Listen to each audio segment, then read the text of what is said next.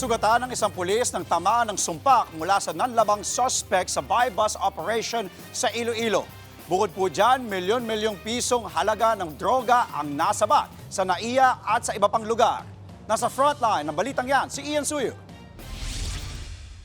Palaban pero walang kawala ang lalaking yan sa ikinasang buy-bust operation sa Pavia, Iloilo. Siya si alias Winnie, 27 anyos. Nanlaban pa siya gamit ang sumpak o improvised gun.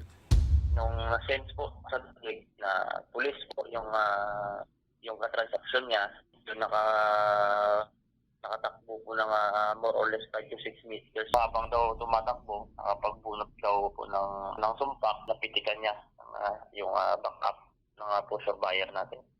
Sugatan ng isang pulis na tinamaan ng bala sa tiyan. Inoperahan siya at ngayon ligtas na. Sa huli, naaresto rin si Winnie. Nakuha sa kanya ang 70 gramo ng shabu na halos kalahating milyong piso ang halaga. Nakaharap siya sa patong-patong na reklamo kabilang ang frustrated homicide. Sa NAIA naman sa Pasay, timbog ang isang babaeng OFW galing Brazil. Nakuha sa kanyang bagahe ang mahigit 43 million pesos na halaga ng cocaine. Mahaharap ang suspect sa reklamong paglabag sa Comprehensive Dangerous Drugs Act. May inireklamong bahay naman sa Caloocan dahil sa kakaibang amoy na nanggagaling daw dito.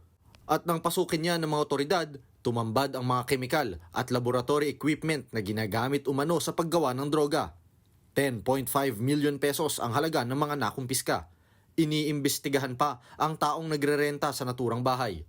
Nagbabalita mula sa Frontline, Ian Suyu, News 5. Mga kapatid, Andre Felix po, iba na ang may alam at may pakialam sa panahon ngayon. Para po sa tuloy-tuloy na balitaan sa Frontline kahit weekend, mag-follow at mag-subscribe na sa social media pages ng News 5.